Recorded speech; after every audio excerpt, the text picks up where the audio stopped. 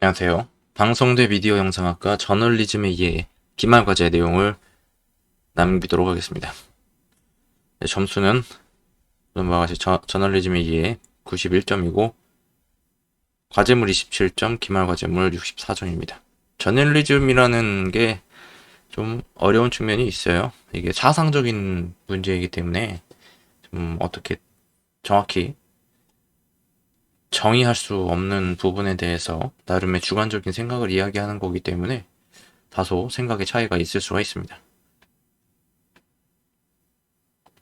예, 문제는 저널리즘의 구성 요소에 대한 논의에서 기사의 내용으로 자주 등장하는 사항 8가지를 설명하고 각각의 사항과 관련된 최근의 기사를 찾아 사례로 제시하시오. 저널리즘의 기본 이론 중 주요한 이론인 프라이밍 이론과 프레이밍 이론을 구체적 사례를 들어 설명하시오. 사례는 실제 기사에서 찾거나 직접 기사를 작성하여도 무방함. A 후보와 B 후보 간의 가상의 대통령 선거 보도에서 침묵의 나선 이론이 어떻게 적용되고 해석되는가를 직접 구성한 예를 들어 설명하시오. 입니다. 예, 문제를 보겠습니다. 1. 상징적인 사건들. 전 세계적으로 환경운동이나 반전운동이 일어나면 언론은 상징적인 제스처나 퍼포먼스를 등을 주요한 기사거리로 취급한다.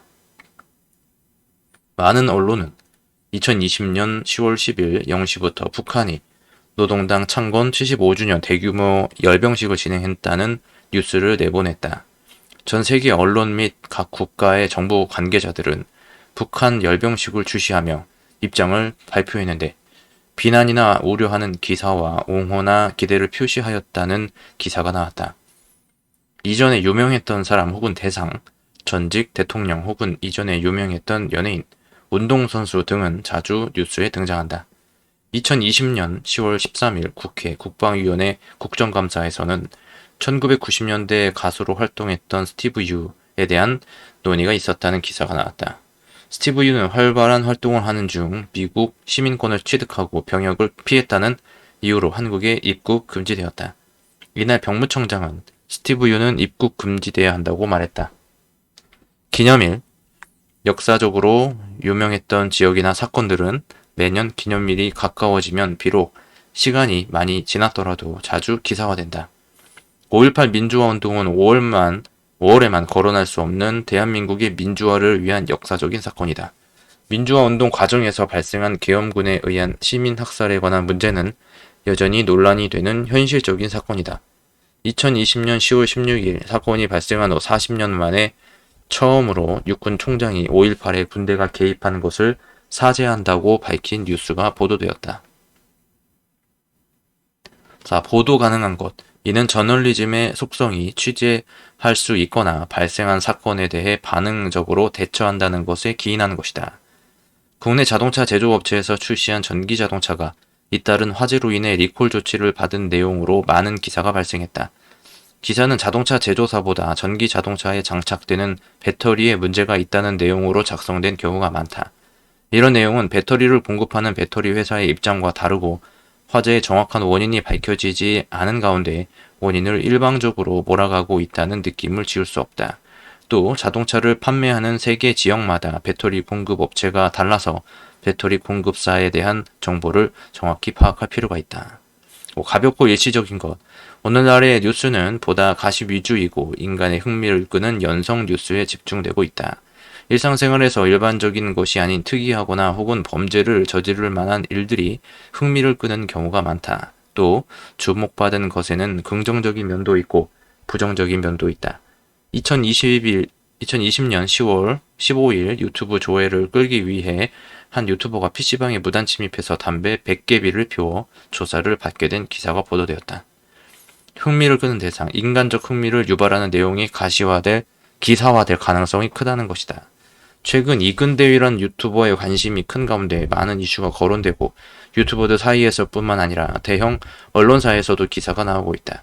이근 대위는 비투 논란에 이어 성추행 혐의로 유죄 판결을 받았고 이러한 사실이 논란이 일고 그가 출연한 가짜 사나이라는 유튜브 영상에 출연하는 로건에 대한 신상을 정배우라는 유튜버가 무리하게 공개하면서 파장이 이어지고 있다. 이로 인해 2020년 10월 16일 유튜브의 가짜 사나이 프로그램은 종영하였다. 언론상을 받게 만드는 기사. 어느 나라에서나 매년 뛰어난 보도를 한 언론인들에게 언론상이 수여된다. 최근 라임 사태와 관련하여 정부 관계자와 정치인들이 연루되어 있다는 기사가 많이 나오고 있다. 라임 펀드의 문제점은 지난 2019년부터도 기사가 나왔는데 한국경제신문 조진영 기자는 라임 펀드 미 폰지 사기에 돈 다 날렸다라는 기사로 경제 부문에서 언론상을 수여받았다. 라임 사태가 관련자들이 모두 밝혀지지 않았다는 점에서 유익한 기사였으며 앞으로 어떤 결과로 이어질지 주목된다. 정치인들. 언론은 자신과 가까운 정치인은 호의적으로, 소원한 정치인은 비호의적으로 보도한다. 기사 보도는 언론사의 정치 성향을 반영한다. 이러한 성향은 정치인 단독에 관한 것뿐만 아니라 지지하는 정당으로 달라진다. 특히 최근 법무부 장관에 관한 여러 가지 이야기들을 다루는 데 있어서 국영방송과 공영방송 등 정부의 지원을 받은 언론사와 종합 편성 채널의 일부 언론의 입장이나 기사의 성격이 상반되고 있는 것을 알 수 있다. 공영방송은 법무부 장관의 아들 휴가 문제에 대해 대체로 법적으로 하자가 없다는 뉴스를 보도하고 종합 편성 채널의 뉴스는 윤리, 도덕적으로 문제가 있고 거짓말을 한다는 주장을 보도하였다. 프라이밍. 우리나라의 바이오 산업은 경제 발전의 핵심 산업으로 인식되고 있다. 바이오 산업에서 등장한 신기술과 의약품들이 세계적으로 인정받고 있으나 문제점도 발생하고 있다. 2019년 초반부터 2020년 말까지 계속되고 있는 논란 중에는 인보사 사태를 들 수 있다. 골관절염 세포 유전자 치료제라고 알려진 이 약품은 코오롱 생명과학이 세계 최초로 개발하였다. 인보사는 2017년 7월 12일에 식품의약품안전처 이하 식약처의 허가를 받고 임상 진행 중이었다. 인보사는 신약으로서 환자를 치료할 수 있다는 기대감과 성분 시험으로 좋은 평가를 받아 수출 계약이 체결되는 등 긍정적인 효과를 낼 것이라고 평가받았다. 이후 2019년 3월 31일 식약처에서 유전자 치료제 자발적 유통 판매 중지라는 보도자료를 배포하였다. 이 보도자료에 대해 제조사인 코오롱생명과학은 안전성이 이상이 없다는 주장을 하였고 대부분 언론이 코오롱생명과학의 주장을 받아들여 기사를 작성했다. 그러나 SBS는 코오롱생명과학의 브리핑 내용에서 언급된 종양, 원성을 추적하는 기사를 보도하기 시작했다. SBS 보도는 인보사 사태를 촉발했다. 인보사 사태는 골관절염 치료제 인보사의 성분이 바뀌었다는 것인데 처음 허가 당시 치료제 성분을 손가락 연골세포에서 배양한 성분이 아닌 신장에서 유래한 신장세포를 사용하였다는 것이었다. 특히 신장세포는 종양을 발생시킬 가능성이 있어서 의약품으로 사용하지 못하게 되어 있었으나 이미 투약한 환자에게 암을 유발할 가능성이 있다는 것으로 보도되어 전 국민적인 논란을 불러일으켰다. 이 사건으로 인하여 코오롱 이웅열 전 회장이 구속되고 재판에 넘겨졌다. 또 주식시장에서 거래되던 코오롱 티슈진 종목이 거래 중지가 되어 주주들이 막대한 피해를 보았다. 그러나 인보사는 식약처의 허가 때문에 시장에서 유통된 만큼 식약처에서도 책임이 있다는 주장이 나왔고 미국 FDA에서는 인보사에 대해 안전상에 문제가 없다고 확인했고 임상 3상을 재개해도 좋다는 의견으로 임상 3상이 진행 중이다. 비록 처음 공개했던 유래세포가 나중에 바뀌긴 했지만 처음부터 바뀐 세포로 실험을 했기 때문에 실질적인 성분 변화가 없고 그 성분 또한 안전성에 문제가 없다는 평가를 받은 것이다. 하지만 인보사 사태는 아직도 진행 중인 결론이 나지 않은 사건이기 때문에 어떻게 마무리가 될지 계속 지켜봐야 할 것이다. 이 사건은 처음 언론이 이해하기가 어려운 내용이었다. 언론은 식약처나 제조사의 브리핑을 듣고 보도 내용을 만들었는데 SBS의 의학 전문 기자가 사건을 깊이 취재하면서 부정적인 결과로 증폭시킨 것이다. SBS 기자는 인보사에 허가받은 성분이 아닌 다른 성분으로 약을 제조하고 그 성분이 암을 일으킬 수 있다는 취지로 보도함으로써 사건의 문제를 점화시키고 국민을 불안하게 했다. 코오롱생명과학이 약의 성분을 잘못 파악하거나 연골세포라고 하여 신빙성을 높이기 위해 조작하였을 수도 있다는 점에서 잘못이 있는 것은 맞지만 언론 보도를 통해 사람들이 알기 어려운 사례를 알리게 된 것에 관해서는 분명히 프라이밍 이론에 해당할 수 있다. 프레이밍. 현재 방송에 대한 개념이 개인 방송 또는 플랫폼을 통한 커뮤니케이션으로 변화했다. 우리가 뉴스를 접하고 지식을 얻는데 개인 미디어 장치가 활용되고 편리하게 방송 콘텐츠를 이용할 수 있다. 그래서 기존 방송 매체가 아닌 인터넷을 기반으로 플랫폼을 이용해 정보 교환을 한다.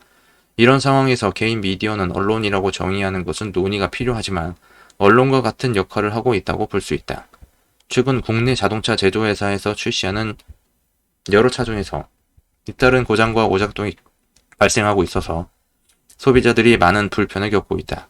이 소식은 주로 유튜브 플랫폼에서 개인 미디어 채널이 공개하고 있는 내용이다. 이런 개인 미디어는 기업의 형태로 운영하고 있고 언론기관처럼 취재하고 인터뷰하는 형식을 가지고 있다.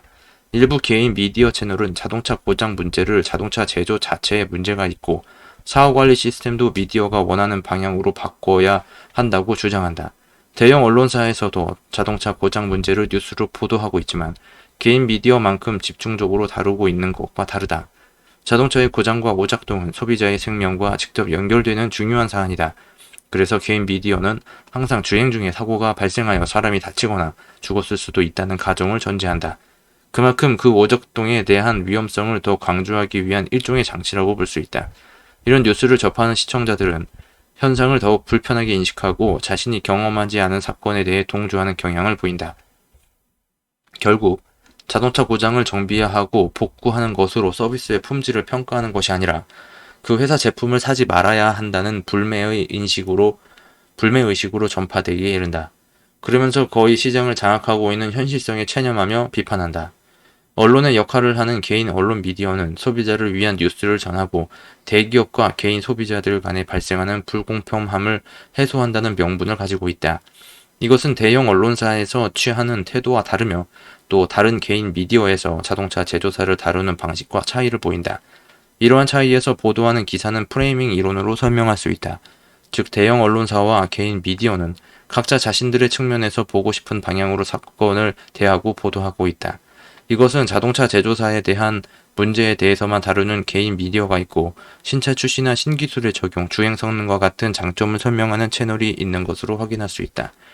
각기 다른 성격을 가진 채널은 얼마나 많은 시청자 구독자를 보유하고 있느냐에 따라 그 영향력이 미치는 효과가 다를 수 있다. 분명한 사실은 서로 다른 입장이 양립한다는 것이다. 소비자가 자동차를 구매할 때 국내 제조사의 자동차를 구매할 수밖에 다른 대안이 없다고 할 수도 있겠지만 그렇더라도 자동차 제조사는 사후관리를 위한 정비 서비스 센터를 운영하고 있고 자동차 고장을 수리하고 있다. 아무리 기술이 발전했다고 하더라도 고장과 실패 없는 기술은 존재할 수 없다는 사실을 인식해야 할 필요가 있다. 지금까지 역사를 돌이켜보더라도 자동차에 있어서 완벽하다고 말하기에는 그 대상이 맞지 않은 것이다. 더군다나 이미 사용해왔고 많은 개선이 이루어진 기술에 비해 새로운 기술은 현재에 완벽히 적응하는 데 시간이 필요할 것이다. 프레이밍 이론에 근거한 이러한 문제 제기식 보도와 주장은 자신들이 의도하는 방향으로 사건을 끌고 나가는 데 있어서 일부 소비자의 처지를 대변하고 피해를 방지하기 위한 감시 효과를 전달하기 위해 부정적인 측면을 더 강조하여 자칫 정상적으로 이루어지고 있는 시정 조치나 기술 개발을 지연시키는 결과를 초래하지 않을까 우려된다. 다음, 선거할 때가 되면 후보들 간의 경쟁이 치열해진다. 후보들은 서로 간의 공방을 통해 치부가 드러나거나 지지를 받기도 한다. 예를 들어 A 후보와 B 후보가 대통령에 당선되기 위해 선거를 하는 과정이 있다. A 후보의 성격은 주변의 반응을 잘 살피고 상대나 대중들이 좋아하고 듣고 싶은 말을 잘하는 편이고 자신의 모습을 긍정적으로 보여주기 위해서 이미지 관리를 많이 한다. B 후보는 자기 생각을 거침없이 이야기하고 상대방의 질문에 대해서도 논리적으로 대응하며 다른 사람의 반응을 크게 신경 쓰지 않는 성격이다. 선거에 앞서 TV 토론이 열렸는데 이 토론에는 일반 시민들도 참석하여 후보자에게 직접 질문을 할 수 있는 시간이 준비되어 있었다. 질문할 수 있는 시민의 수는 10명이며 자신이 원하는 후보에게 질문을 할 수 있다. 시민들은 차례로 후보에게 질문했는데 정치적으로 민감한 질문이 이어지기도 했다. 그런데 9명이 질문할 때까지 모든 질문은 A 후보자에게 했고 B 후보자에게는 질문자가 없었다. A 후보자가 받은 모든 질문은 A 후보자 자신에게 유리한 질문으로 긍정적인 업적과 사회를 위한 공헌을 부각한 내용이었다. 마지막 질문자는 B 후보자에게 질문하려고 했는데 주위에 있는 다른 사람들은 약간 놀라는 표정을 지었다. 하지만 마지막 질문자는 B 후보자에게 전에 유죄 판결을 받았던 전과에 대해서 당시 의도를 물었고 비후보자는 왜 다 지난 이야기를 꺼내냐면서 다른 질문을 해달라고 요청했다. 이 상황에 대해 질문자는 대답해 달라고 요구했는데 비후보자는 끝내 정확히 답변하지 않고 당시 적절한 법적 절차가 진행되었기 때문에 지금 와서 할 말이 없다는 뜻을 밝혔다. 마침 퇴근 후에 회사 근처 식당에서 동료들과 식사를 함께하던 회사원 C는 TV에 나오는 대선 TV 토론을 시청하던 중에 이 장면을 보고 A 후보도 전과가 있다는 사실을 알고 있었으며 오히려 B 후보보다 더 많은 전과가 있었다는 것도 알고 있었다. 그러나 함께 앉아 있는 동료들 뿐만 아니라 주위에 있는 다른 사람들도 A 후보자에 대해서는 긍정적인 반응을 보였는데 B 후보자에게는 어떻게 저런 사람이 대선 후보로 나왔냐며 비난했다. 그래서 회사원 C는 아무 말도 하지 못하고 식사를 했고 동료들에게 멋쩍게 반응했다. 그런데 이 방송을 안쪽에서 혼자 지켜보던 식당 주인인 욕쟁이 할머니는 A 후보와는 다른 지역 출신이었다.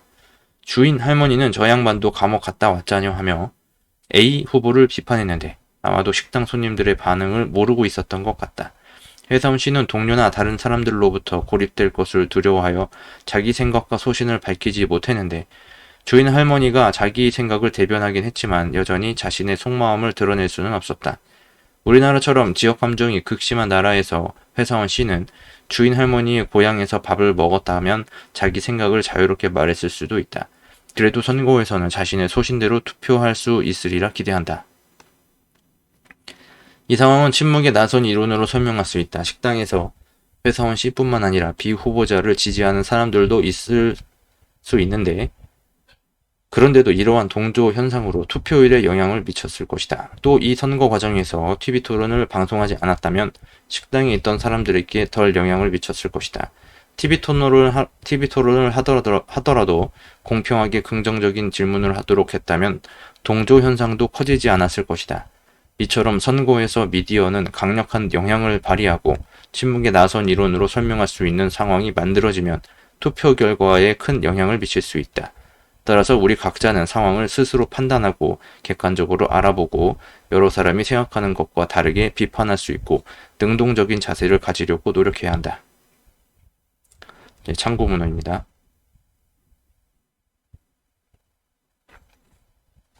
이렇게 마무리하고요. 당시 내용은 이미 제출한 내용이기 때문에 참고적으로 활용할 뿐 내용을 그대로 복제하여 제출할 경우에 0점 처리될 수 있음을 알려드립니다. 시청해주셔서 대단히 감사합니다.